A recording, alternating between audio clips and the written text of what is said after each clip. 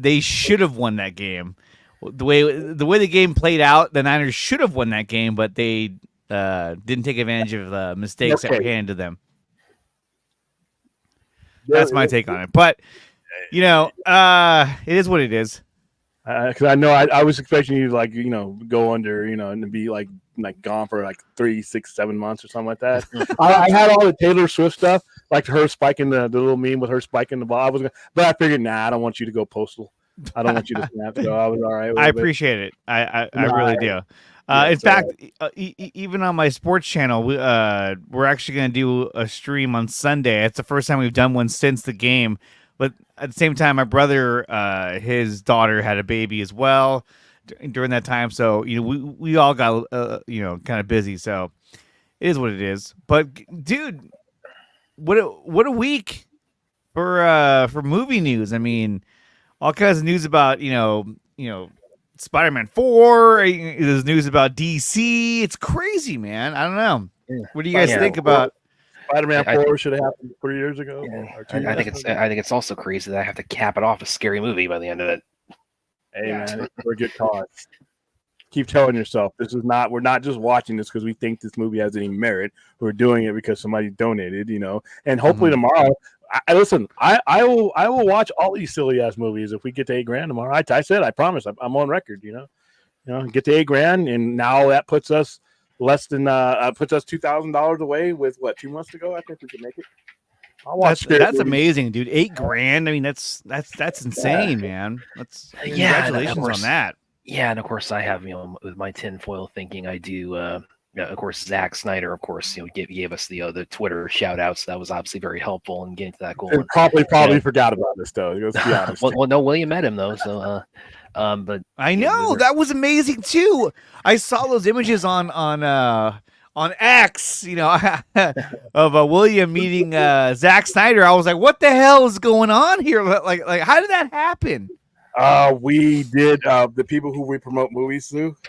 There was like a thank you from them, and they said take you and 19 of your buddies and go to this high end event that, like I said, usually the bouncer is making sure that I don't get in type of event. But my name was on the list this time, and like I said, it was about three features that they had. It was The Last Airbender, Rebel Moon, and Three Body Problem, and they had all the people there. They had the main crew from Avatar was there. Oh wow!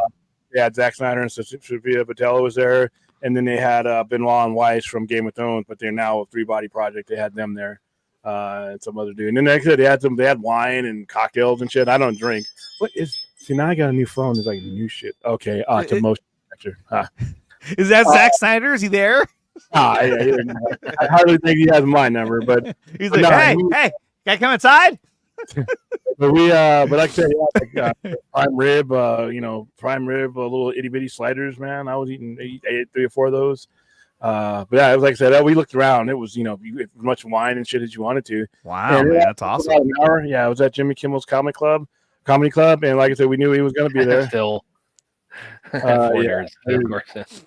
But yeah, it was cool. Like I said, he was very approachable because it was a high security event, so you didn't have to worry about cordoning him off or something. You just walk right up to him. Once I found him, because I didn't realize he was a little shorter than I'm thinking he's like 6 foot or something. I didn't realize because Bradley and Austin were with me, and they saw him first, and so I went back downstairs. I'm like, I don't see him. What do you mean? Now I'm starting to get pissed. I'm like, you two bums! I got you in. You can't even lead me to him. He's like, he's down there, he's right in the corner. And then you go see him, about 5'7", 5'8". Walked up to him, started talking. You lied. For all the pictures of Zach, on social media where he's working out, just all ripped up, crazy. But he could have whatever hurts. Like he could still probably you could probably miss him in a crowd because he's not that tall. Right in, he blended right, and he was just standing there in the corner by himself, waiting. I walked up to him and said, "Hey man, what's up?" And then afterwards we all had balls. Every table had in fact they had 30 extra ones. I took as many as I could, but he signed the football there and drew Wonder Woman there. So I'll put That's this. badass, and all this means right now, I'm the only person on the stream who has neither met Zach in person nor been on a stream with him ever. Have you met? You met? Oh, you went to Full Circle. I went to Full Circle, but you know, I got to talk to him on a stream one time, and that was really cool. Okay, I actually, like I said, I got the invite to go backstage and talk to him during Man of Steel, but I didn't.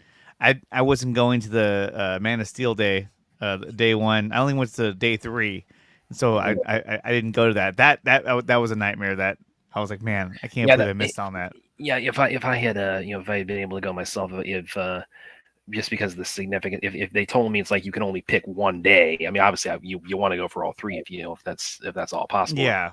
But if they had told me, you can only pick one, I probably would have gone with the ZSJL just because of the the history. Oh yeah, because I was like, well, and what made it hard too was that was a weekend that like a bunch of employees at my work had time off during that weekend, so I had to like force it to happen.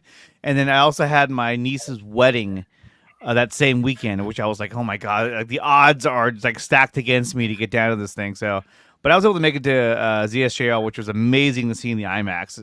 My god, that was like well. And on that note, maybe, of course, we got this new rumor circulating that might actually be a more widespread opportunity coming up for people with this. Sure. That's the thing too.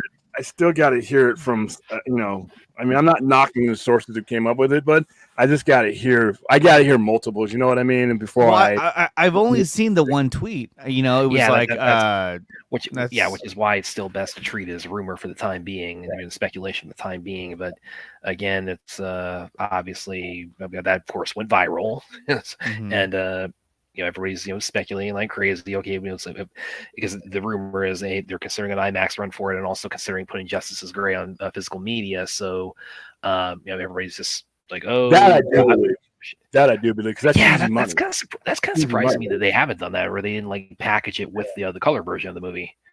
Yeah,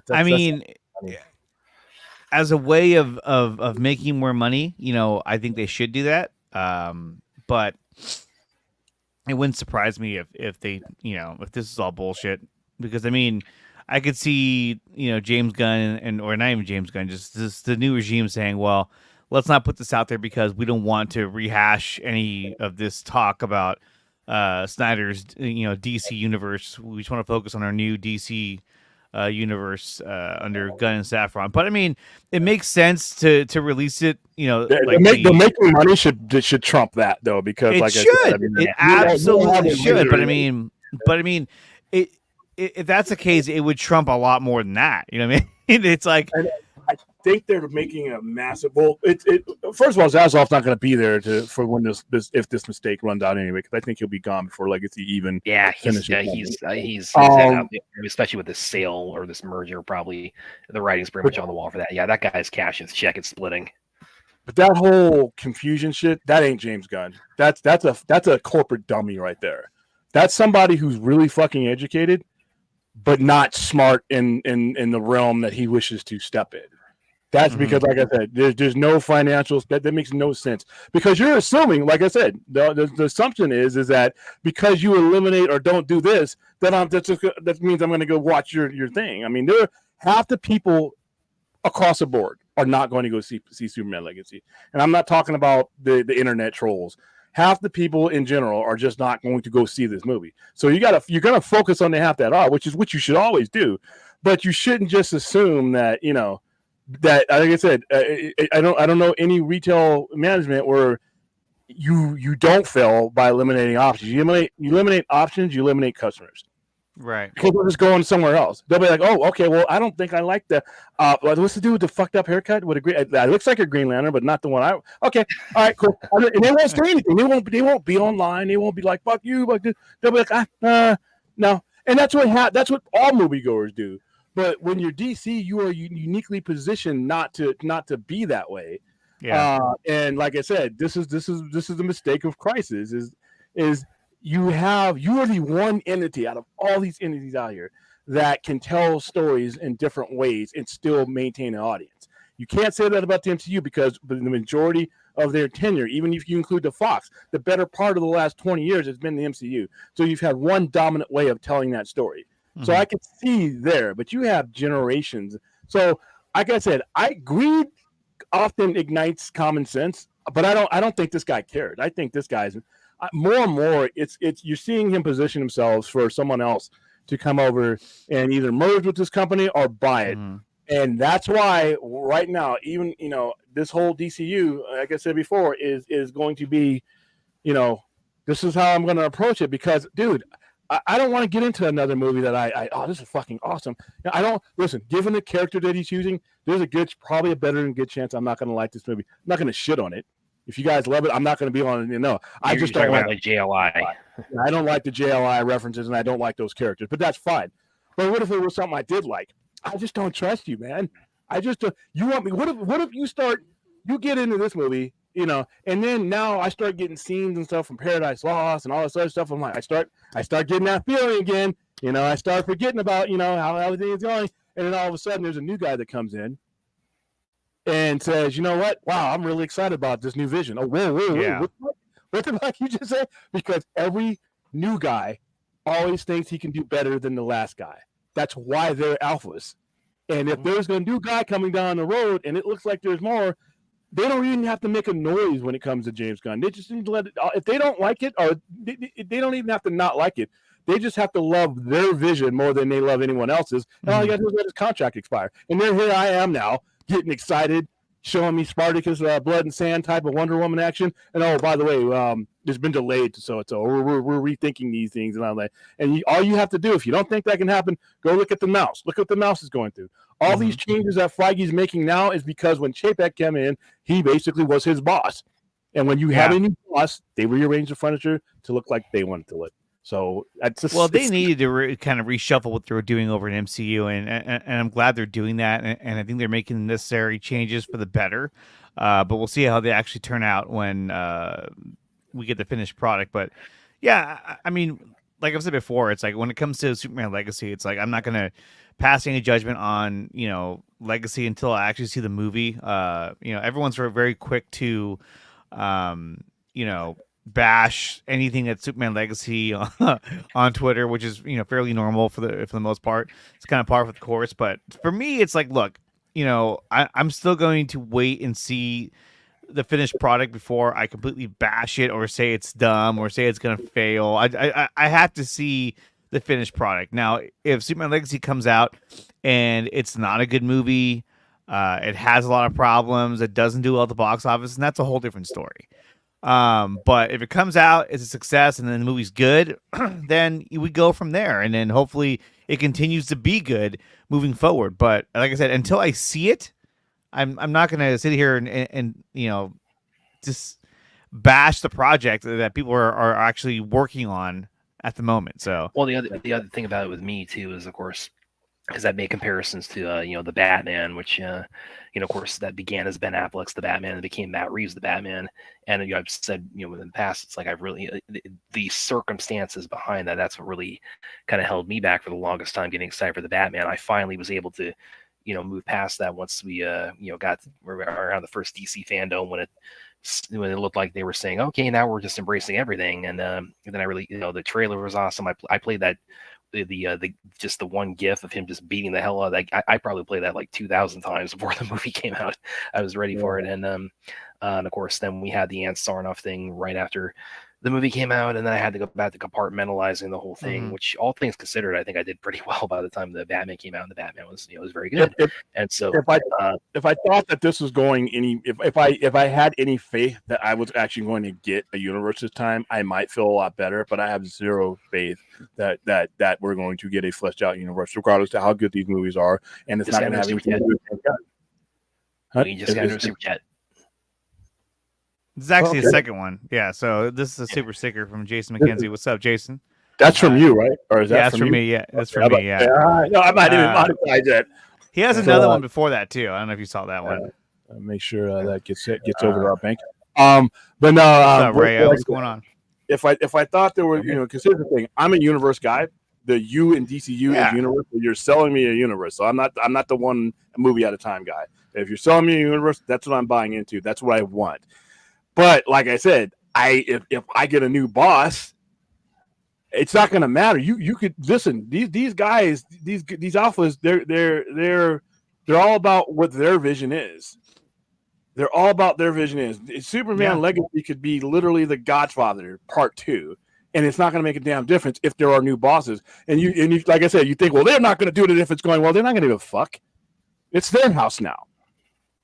The people who take over the new house tend not to care about who else is living there. They evict those guys, and like I said, if some guy comes in and he spent all this money and he, like Zaslav, has put his legacy on the line, this is his thing, then you best be sure. It's just like the NFL, when you get new coaching and new ownership, they want their guys in there, and it doesn't matter. I've seen teams that had winning records relieve guys or not renew contracts because the new guy wanted their guy in because it's his ass on the line. So I have right now, what is it, 224? 24, actually 24, a lot of 24s. Right now, until I see otherwise, I have zero faith that this is going to run its course. Well, for reasons nothing to do with James Gunn, unfortunately. Well, and the thing about it is too, with like the talk of another merger heating up. I mean, it's really, again, I have no inside information on this. I have no hard evidence of this, but it's really leading me to suspect that this was really Zaslav's end game all along. That it really that he was. Well, he's flipping it. Well, yeah. Regardless of, I'm saying like he wasn't even like, I don't think he was even necessarily that invested in the future of DC Studios. I think the goal all along was was pretty up Warner Brothers after years of dysfunction, sell it off, merge it with another company, and then he retires at that point. Yeah, and I think that James Gunn thing came from because that's the name he knew. That was a name that was, as a layman, which is what he is. That was a name that he knew that was available, and that's when because remember he offered this job to other people, and it just didn't go. And he there was just another comment that another soundbite he gave where he talked about, like, I've read the Supergirl Woman of Tomorrow script and it's fantastic. Like, you have not read that script. Yeah, just like I'm bringing theaters back. I'm bringing cinema back. Yeah, just like that. And like I said, and then he came out with those bogus numbers today. We're 123 miles. Oh, yeah. Yeah, that sounds great. Like I was telling Film Junkie, till you look at how he did it, then you're like, wow, that's pretty fucked up. Yeah, because I was going to ask you about that because it was like, it makes for a pretty headline, but then of course you read the hard details and it's like, And if you've been following, obviously we've been following this guy since day one, so we're a little bit more keen to what he's been doing. Yeah, you can make a profit if you cut to the bone some things and you rearrange some things. Now, some of the things he's doing is fine. I'm okay with how he did it is fraud, but don't go up there and say, this vision is working. No, you hoard most of your stuff out to other streamers. You cut some stuff in general and took some liability, which is fine. That's right. You took a tax write off, which is what you should have done with the directs you inherited. That's fine, but on one hand, you came out here to Cinemas Vegas and you told me that that the theatrical is the key and all this, and I'm like, and that was bullshit as it came out of your mouth. But now you're a streaming guy because you made 123 million profits. You only, like I said, because you cut away so much. Then I'd like to see those revenues once some of that stuff doesn't come back. I mean, then he's gonna have some issues. But like I said, he doesn't care. He doesn't care. Yeah, his stock's under $10, which is absolutely yeah. I actually read something floating around about that earlier today, where it's like their stock has dipped something. Warner Brothers stock has dipped 60%. Something like 47% since this time last year. Oh, I saw it 60. Okay, either way, anything above 30, in that amount of time usually gets people either fired or because stockholders start giving no votes of confidence and things like that. That's why, but I don't think that's the purpose. The purpose here is to get it a nice, sleek company with a bunch of top-heavy talent, like Tom Cruise and all that, to where it's attractive for somebody like an Amazon, an Apple, or a Microsoft to just buy it. And it would be one of those three companies. No other company is going to do it. I don't believe in Universal, and I don't believe in anyone else. The reason why is because each of those companies, even if it was Disney, nobody's going to want to take that debt sheet. It's going to bring their stock down. There's those three companies I just mentioned. That's not that $29 billion. They can fart that away. They wouldn't matter. But if it's one of those guys, You look at the people who run those companies. Look at the egomaniacs that run those companies. And they all grew up with Superman. They all grew up with Batman. You think that they're not going to come in and say, this is going to be cool. Here's what I'm thinking. Yeah, here's James Gunn over here already thinking some shit. Yeah, and like I said, I'm just, you know. And that's the ironic part is that Zaslav, I think, clearly didn't grow up with Superman or Batman. He knows what they are.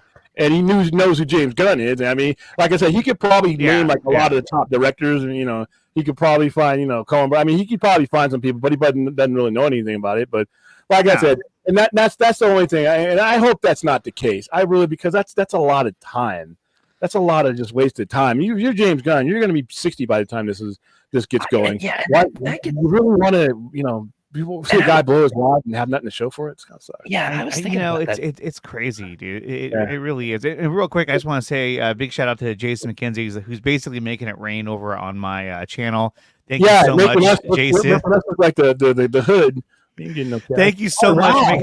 You rock, dude. You are the man. Yeah. So thank you so much. I really do appreciate that. But when it comes to David Zaslav, I mean, did you guys see that those clips from when he had that speech at the college at Boston University? Everyone was like, everyone's calling him a piece of shit and all this crap. When he was like that commencement speech, I think it was. Yeah. That was hilarious, but at the same time, it was so crude. Because they were just like going after him. I was like, holy crap, dude. He was like, I don't care. Yeah, he's like, it bothered him though. You can tell because he was like, "Hey, let's be respectful." It's kind of like, okay, it was getting under his skin. Yeah, he couldn't fire those people. That's why he bothered him. But like I said, he's going to go off in his golden parachute. And like I said, it's not going to be. I never thought it was going to be David Zaslav that was going to reroute anything. It's going to be his predecessor. It's going to be that young guy. It's going to be that 55 and below guy. See, that comes in. Well, the thing about it, because thinking about like what I just said about how I think the whole setting up DC Studios and doing what he's done with Warner Brothers was ultimately a to the end of setting up another merger or another sale. It got me thinking a little bit about that earlier today, and I was wondering, if I were Gunn and all this, I'm kind of wondering if he's starting to feel a little bit used by Zaslav for all that. I mean, it could be, I mean, I wouldn't doubt it, but I mean. He still has to take the shot, though. He still has to take. Yeah, I could see who he might be. He might feel that way, but at the same time, it's still an opportunity. He can't control. Well, yeah, no, it definitely is, and I think he's done a good job at kind of ignoring that and just kind of staying focused on what projects are lying ahead, mainly Superman Legacy. But I mean, is David Zaslav going to be the guy who's going to be there for longevity? Probably not. He's trying to get that place. He's trying to get that place set up so that somebody can come in and either merge with them or buy them out or whatever. But and this is something that I brought up earlier today was that it's funny because I mean you had people out there in the past saying Zaslav's going to restore the Snyderverse, Zaslav has chosen the Snyderverse, or Zaslav's going to fix everything. And it goes to show you that like Zaslav was never going to do that. As much as I would have loved for him to do that, he was never going to do that. All he wanted to do was get in there, find someone to take over, find someone to helm DC Studios, and then focus on rebuilding the brand and getting that brand to a point where it can either be sold off or merge with somebody else. I mean that's what was really going on.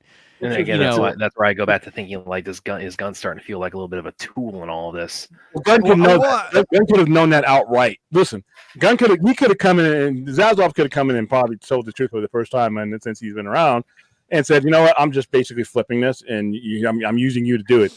If I'm James Gunn, I still say okay. Right. I mean, it's just an opportunity like that, and then you can't control what you can control, and like I said, Zaslav is. I will never choose his predecessors over him. So even though, and as far as him starting, listen, you got the extremists out there that are, and unfortunately, they're doing their thing this weekend on both sides. But I got to the point where I don't want James Gunn anywhere near any of that without supervision. Without Zack Snyder's versions of the characters. any more than I want Zack Snyder or any other director near whatever he's going to do. That's their thing, and that's the thing is that that's their thing. And that yes, the company fucked up, and they paid for it in blood and credibility. Much of the reason why now why people don't take Warner Brothers seriously right now, and why you got subloads is because of a lot of these things. So. But at the same time, I am going to advocate, and from now on, I'm going to have it scrolling. I'll be ready for tomorrow. Just make the damn comic book. All right, make the Zack Snyder Justice League comic book. Okay, so let's talk about that for a second. I mean, obviously, look, when I heard them talking about doing the whole Deathstroke comic, I got excited for for that idea. I was like, good. I want to see that. Put it in a graphic novel. I would love to see it. Jesus, look at that. Burger's like the size of my head, man.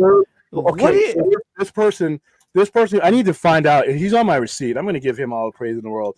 This person put the egg and mixed it with the cheese so that one didn't slide. So that's when I was telling you about the balance of this burger. Where did you get that from? Fat burger. And I almost don't want to eat Fat burger. No, not Super Kim's. Oh, okay. My mistake. I'm getting super stickers and you're getting fat burgers from your fans. I mean, that's cash, man. You're getting cash. I'm not. I don't know. That burger looks pretty good. It looks pretty good. Yeah, comic book stuff. You were saying? well, yeah. So I mean, but no, there was a talk about how Jim Lee wants to do the whole Deathstroke graphic novel. And I think that's great. And I think that's something that will draw more attention and make money for DC Comics. So I think that's a great idea. And now, would it be profitable for them to do that for Zack's Justice League sequels? Absolutely. Ben Affleck's Batman script? Absolutely. Now, here's the problem, though, is that if they did that to Ben Affleck's Batman script, there's a good chance that, Matt Reeves' script may have cherry-picked some of the aspects of his script, because, I mean, he was on that project to begin with, so it's kind of like, it wouldn't surprise me if he had that script available, when they were going over, making their story. Either way, though, I think the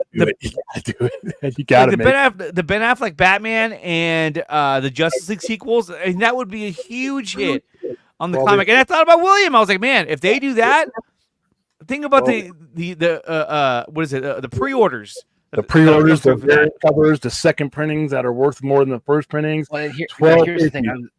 Because when I saw that, when I saw Joe's comment about that, because of course he gave some context about why it hasn't moved forward. Well, he gave as much context as he could. I think we still all are kind of wondering. It's like why because it would seem like that's Jim Lee's really call to make as far as like reaching out to these people and doing that, and that has not moved forward. So kind of a mystery about why anything to that end about adapting these in comic book form hasn't happened yet. But part of it was that Joe, in his comment, he said, I was not given, or I couldn't get the assurance that if this really took off, then and directors, producers saw it and they wanted to actually put it on camera, that I wouldn't be able to assume that. So, but just that was previous. Those clowns are gone. And two, if you make this, it doesn't. Listen, I love the cinema. I love going to the movies. They're comic book characters. Yeah. Why are we? It's not like I'm going into Oppenheimer and say, you know what? Let me figure out a different way to make this shit explode. No. I'm saying no pun intended. Characters. These are comic book characters. Their story. You wouldn't have any of this shit if it wasn't for these comic books. But again, it just all goes back to the question. It's like, so why have they not done this yet? If there have been, Zack Snyder has also kind of alluded to, comic book possibilities being discussed in the past, but those haven't moved forward. Okay, yeah. If they do this, it will not be expensive at all. It's very doable, but it will involve a measure of time, and both of those guys are busy. Jim Lee is probably one of the busiest men in the world right now, just trying to get shit beyond Batman to sell. That's what Jim Lee's main thing right now. Jim Lee is basically trying to put life support on a comic book company that they pretty much left for dead. So, but it's going to take some people taking some time away from what they're doing, because just like when Crisis came around, those guys left their normal books. Mm-hmm. They left their normal books. They left their normal jobs. They spent a year on that. So it's going, because you want it to be that way. I just think it's a massive undertaking, but it needs to happen, because first of all, 12 issues, variants up the ass. I mean, just print the hell out of them. All right, get toy lines, the whole thing associated, and it doesn't matter what kind of story you tell in this comic because it's an Elseworlds anyway. It's a one shot. Doesn't matter. Doesn't connect to anything unless you wanted to as a chairman somewhere down the line, like Kingdom Come. Kingdom Come wasn't connected to anything until they wanted it to be. So it just sits there on its own. And then not only that, you have all the time in the world to tell this story. There's no scene, there's no budget, there's nothing. It's staples and paper. It's cheaper than shit to make. The markup on comics and why they fuck us over is a mystery. But the markup on comics and graphic novels is great. So you get your 12 and you put it into the chapters, and if you want to do an offshoot, just like when we did Infinity Crisis or things like that, where we didn't just have the mainline story, we had those offshoots that were just as good. So now we have your Ben Affleck Batman going on the side. Now we have anything you want to pay more attention to. You actually have Scary Movie is not part of. Oh, jeez. I had variants up the ass there a minute ago. But yeah, you do something like that, and then you just start. You just let it sit there, and whatever happens once it's done. If you want to look at the numbers and be like, this is something viable, that's fine. But anybody who wants to see the end of the story is fighting with both hands behind their back because they have no story to fight for. You have a theory of how this is going to end. You have something that's not even out there. You put that comic book out there, all those speculator buyers are buying it. Coming to the store buying stuff, and then the variants, and then the version covers. There's so many ways. There's 10 different ways to make $1 for each comic. And see, the other thing about it too that I don't think gets talked about as much is, of course, we have the whiteboards out there for the JL sequels, but Zach has also stated at various points that if he were to make those today, it would not. There have been subsequent modifications behind the scenes, so there is some degree of difference. I mean, I think I'm at a Film Junkie stream where he had said, when you read those whiteboards, like, in terms of like what he would do now, like look at it in terms of the broad strokes, but not the necessarily the individual details. So that does. But you have time. You have all the time in the world. You have there's nobody telling you, oh, that's going to be too expensive. There's nobody telling you, oh, we can't pay for that. It's staples and paper. Tell the story that you want. Add shit to it if you want to. Now I can have an entire 2 or 3 issues dedicated to the Robin who gets killed and Harley Quinn and her issues. And all the stuff that we wouldn't be able. We have 12 issues. Like, it needs to be 12. Do you think that if they actually end up doing this, that they would use, because this is also, I think, very pertinent to it, as far as like the pitch of the characters, would they use the likeness of Henry Cavill, Ben Affleck, Gal Gadot, all everybody portraying the characters? To some extent, yeah, but not fully, because the reason I wouldn't, and I don't think they will, is because each artist has a distinctive take on those characters, and part of the advantage of doing this is what you would get that you would do the covers maybe like that, but there's some artists may do it, but for the most part, if you got like a Mike Diodato or you got a Todd McFarlane, they're going to draw Superman like their Superman. Alex Ross is going to draw Superman like he generally, but he can also draw Cavill. So I mean, there's a lot. It depends on the artist. It's going to be, and I'm pretty sure Jim Lee, if he did it, would leave it up to, because Jim Lee is going to do his own version of Superman.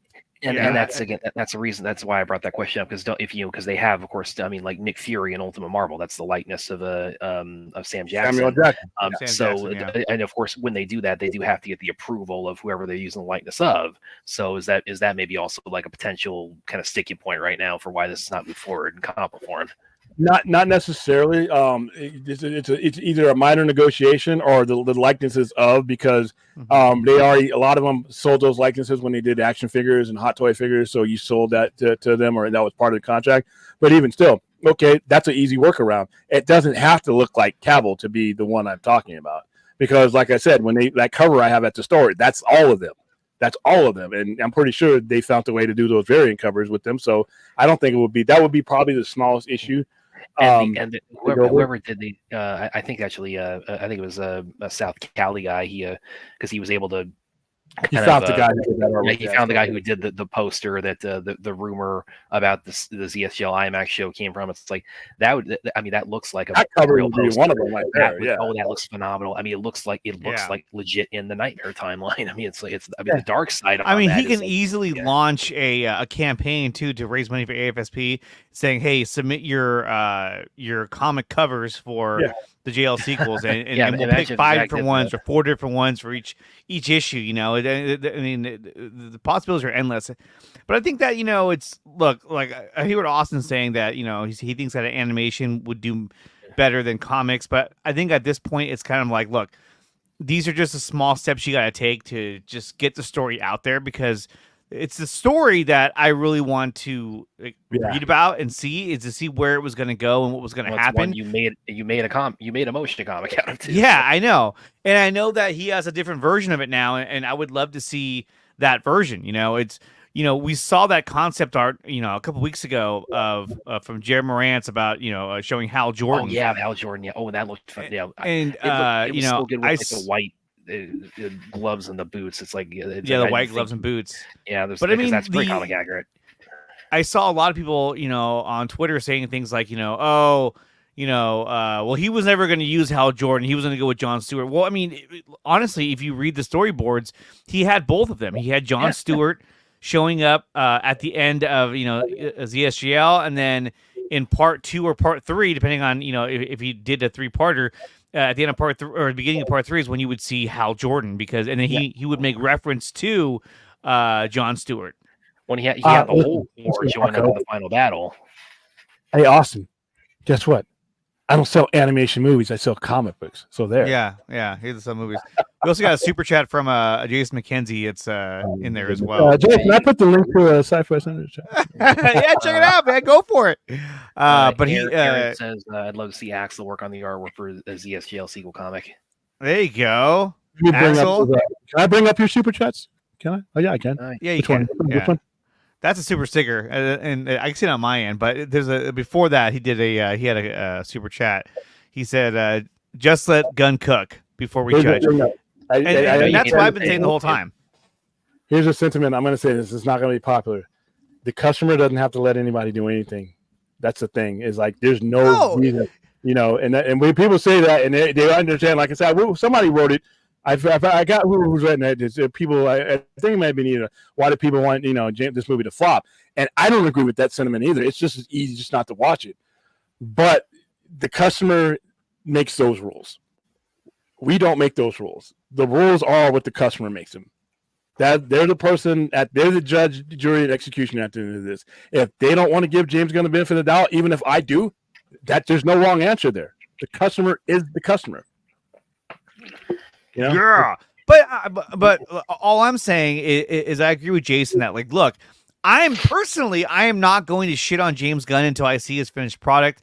And now that, you know, me either. You know, but I mean, at the same time, it's like WBD. It seems like it's going to go through some more rocky times, but hopefully, you know, he can kind of traverse that and give us some quality content. But like I said, I'm not going to shit on it until I actually see at least a trailer.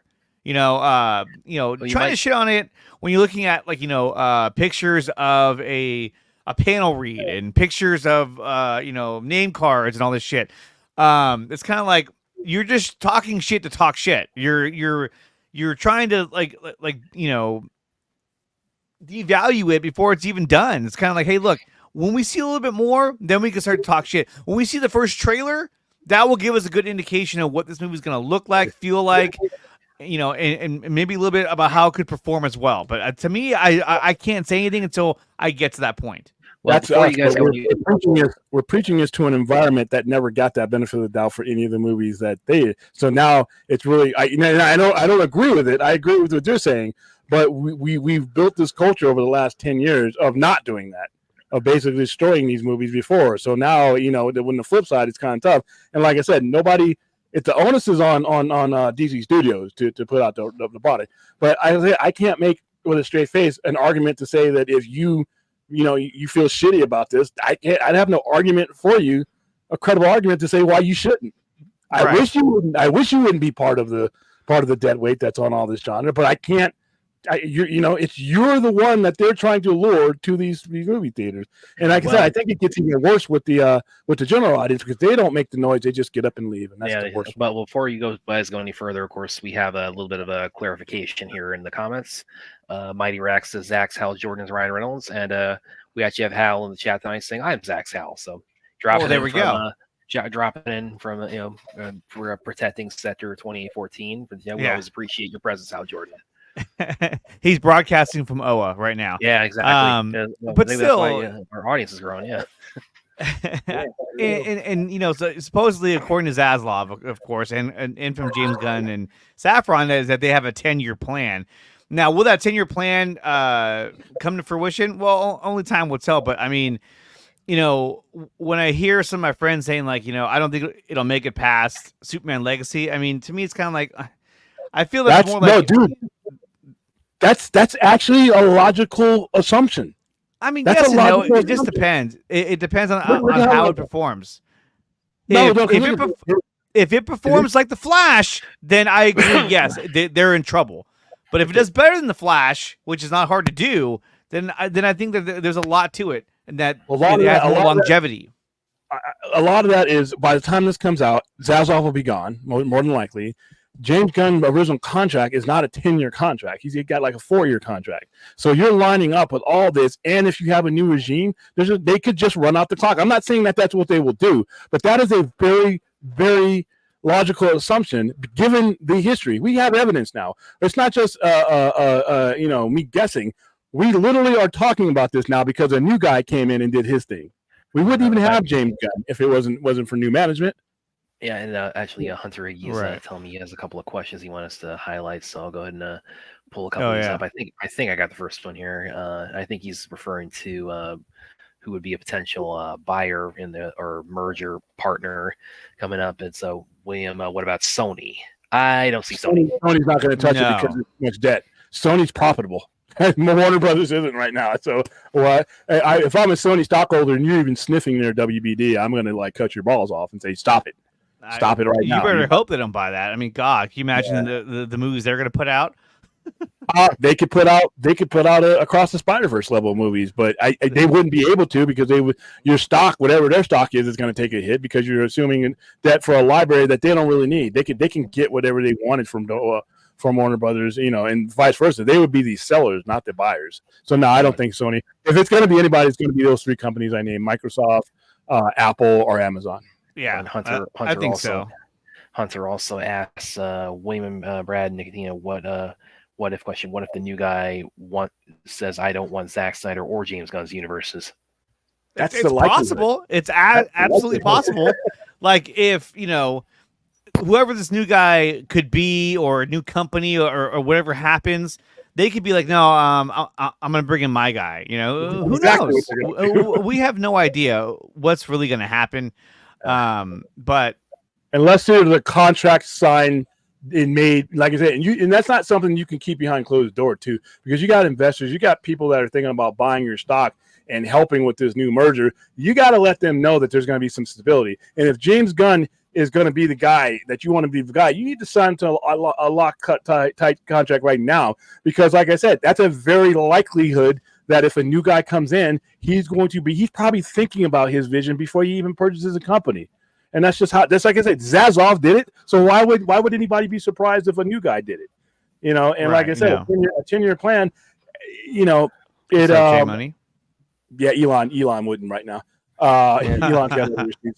But yeah, it's just more like but if a new guy came in and said, you know what, I like what I see, unlikely, then I'm going to keep it. But even if he keeps him in, it's going to be, even if he doesn't jettison his vision entirely, he could do it in a way that puts a different type of directional pressure on it. So we're not getting what James Gunn, and then you have that all over again. So the fact that we don't know who's going to buy it, and that's what I'm saying. I have zero faith that this is going to be followed through until I know who's going to buy the company. And B, I see that it's not a guy that comes in. If there's a guy that comes in and says, it's a DC toy, just leave that there. I don't kind of give a fuck. Do whatever you want with that. That's you're good. But if it's one of these guys who's like, man, I grew up with Superman as a kid, and I've always thought, if I ever owned a company, and he's going to give you that violin story about Batman meant a lot to me as a kid growing up, you can start hearing the shit stomping right now, because that means that he's about to push in somebody else. And I don't think that's fair to Gunn. I don't think that's fair to anybody. But like I said, the stability of the company, more so the actors and the table reads, is the most important thing to me. Because like I said, do your best and put out the best movie. It could make $1 billion. You know what the next guy is going to say? I think I can make $1.5 billion. The next guy doesn't care what you did. He thinks he can do better, or they, because it might be a woman. They think that they can do better. 1.5, okay, big deal. I can do better than that. I can do better than that under better circumstances. So it really won't matter. It may not matter. I'm saying, well, it may not matter. And like I said, all this could not happen. But the fact that it is a very real possibility that people should be thinking about when they're deciding to dive into this pool, because there may not be any water there when your head hits the bottom of the pool. So it sucks, but it is what it is. It's a brutal metaphor there, but yeah, no, we'll see what happens. I don't think that WBD is really in a position where if they decided, okay, we're going to put our company up for sale, I don't even know if a lot of companies are going to be like, yeah, I'll buy it, or let's negotiate right now. I think they still need to get their ducks more in a row and tighten things up, because, I mean, they still got a lot of debt, and frankly, they still haven't put out anything when it comes to their Harry Potter universe. I know they're going to, but they haven't yet. So they haven't reestablished that yet. They haven't reestablished their DC brand yet, other than just word of mouth and posts from James Gunn. So there's still a lot of assets that they need to reestablish. And until they do that, I don't think that this company is really going to be in a position to go, be up for sale anytime soon. Well, like I said, like the earliest they can do it apparently is April. Yeah, coming. It's coming, and that's in a few months. I mean, And when he was asked the question, he's like, "Well, is Warner Brothers for sale?" He said, "Well, we're a public company. Technically, yeah, all public companies are for sale." I'm like, and he moved around. He said, "Somebody bail me out!" Like somebody, can we end this interview? It's getting hot in here. That's like I said, I dodging bullets there. Yeah, I just want to know that before I get into any of this, that there's going to be more of it to go. Because, like I said, I'm not one movie at a time. Yeah, fuck that. You're selling me a universe. That's what I want.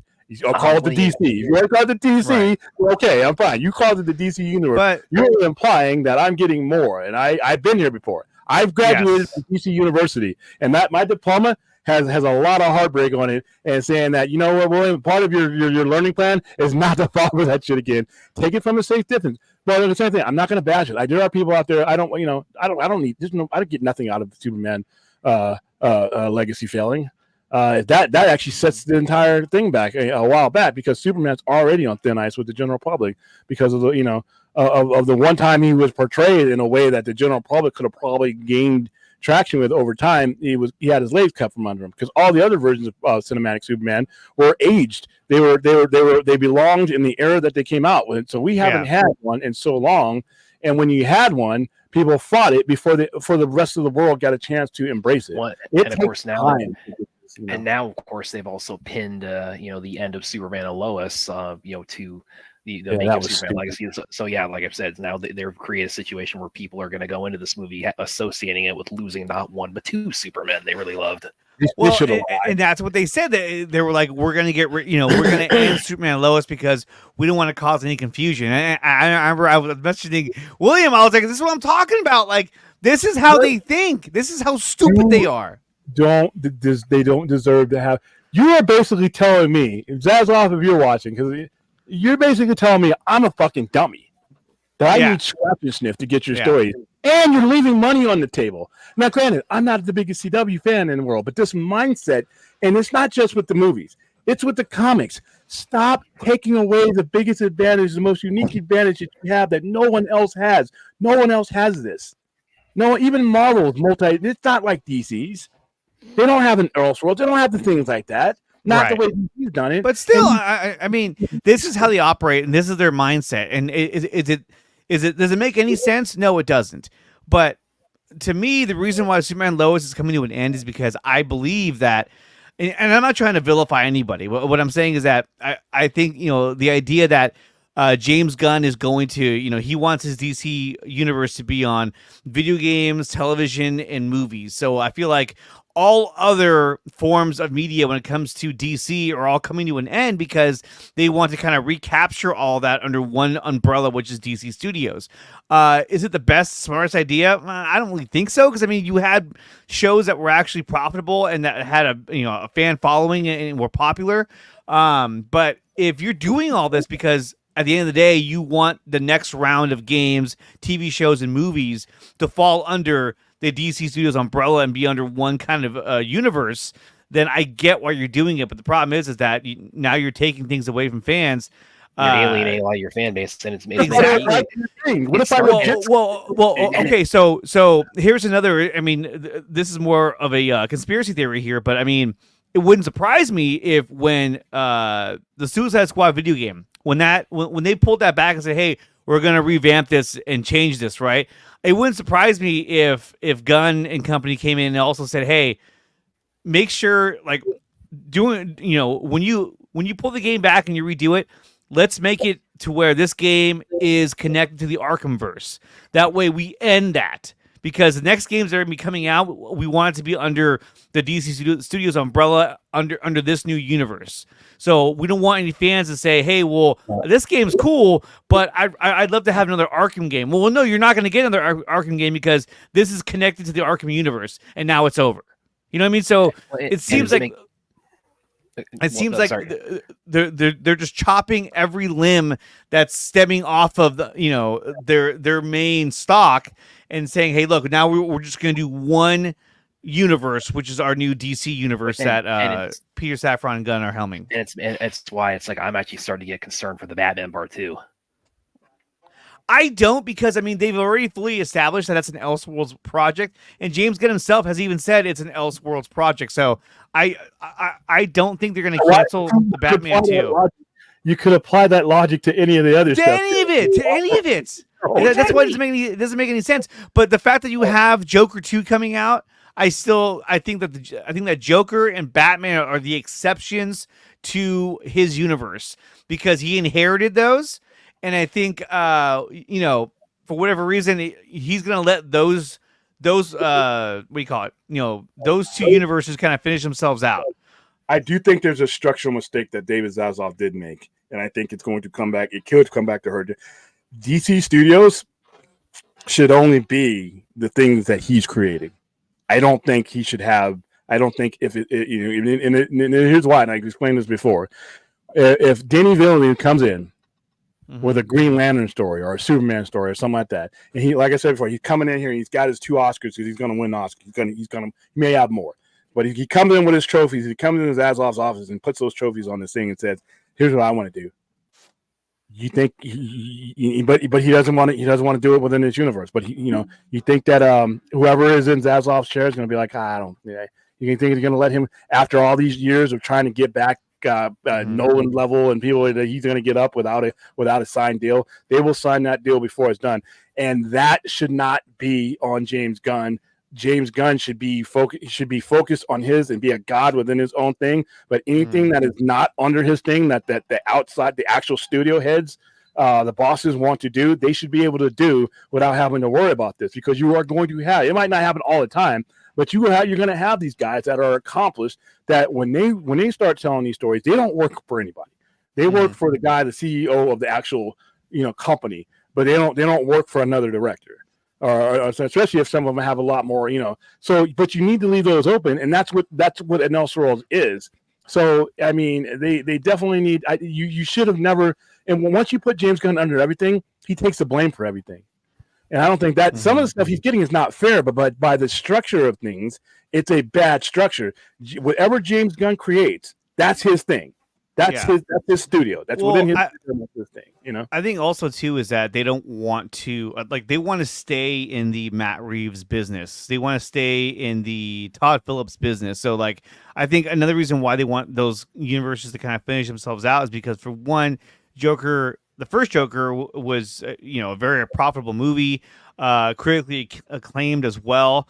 And so I think if they were like, yeah, we're not doing Joker 2, that would kind of put their foot in how do you say it? Putting their foot in their mouth.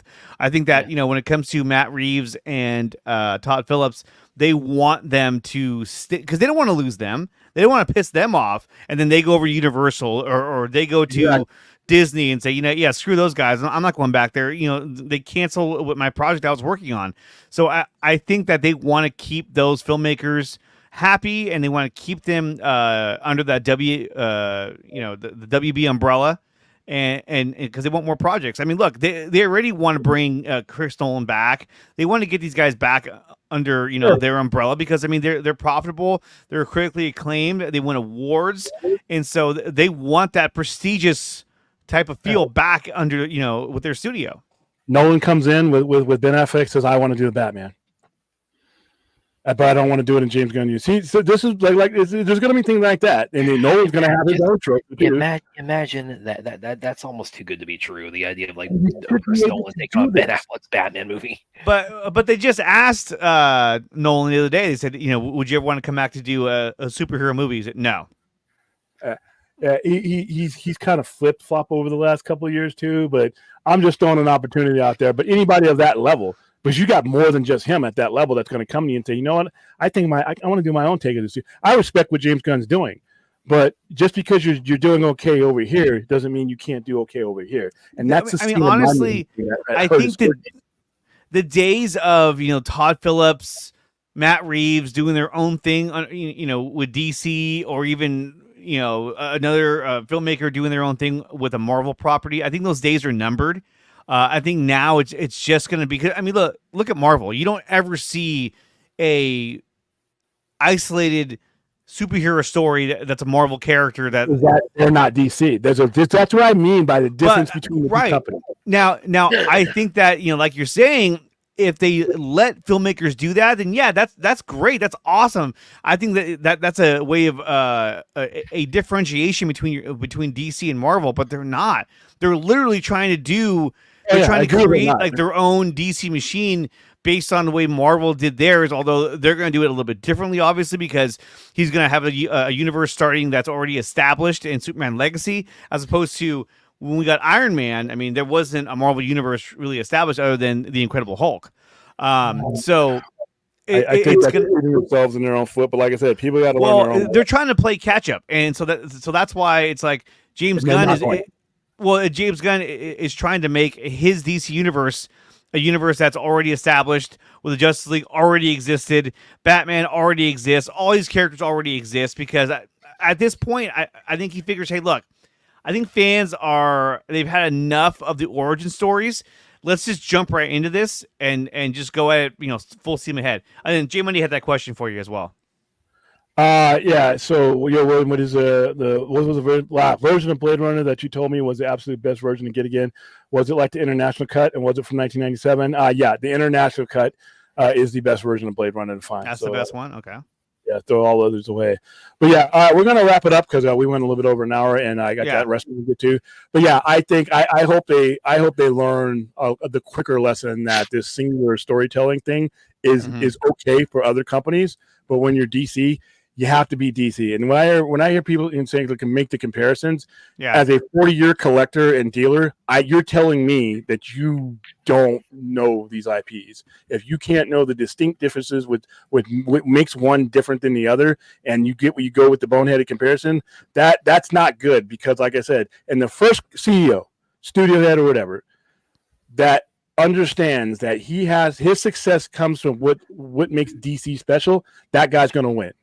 Was it James Gunn? I don't know, but I don't hear from his upper management that they seem to have that idea. It seems like they're making the same mistakes that DC has always made. They prune the things that make them special, just trying to be someone else. Let Marvel be Marvel. Let Marvel be Marvel. Let DC be DC. Nicotina, where can they find you, man?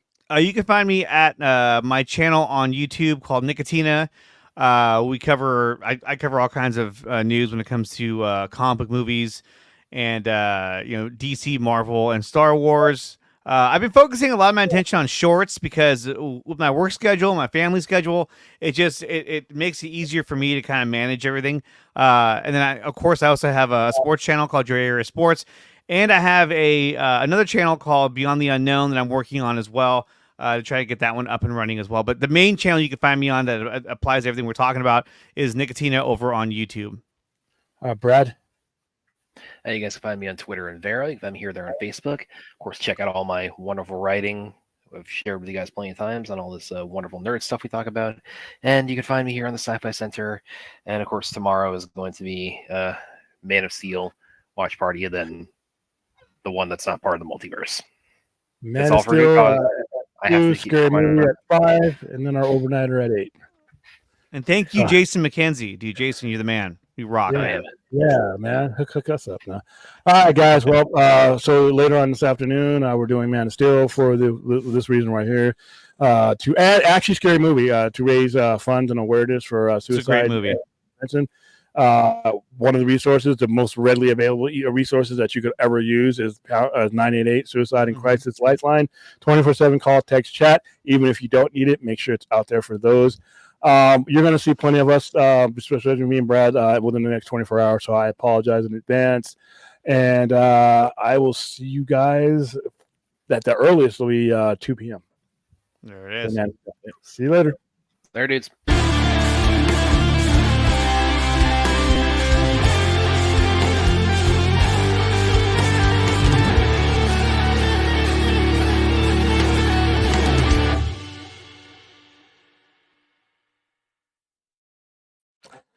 And for those of you wrestling geeks, keep an eye on the page, the YouTube page. It'll give you the alert. I'm about to roll right into Elimination Chamber if you want to join me, and I'll post the links and everything else. So see you.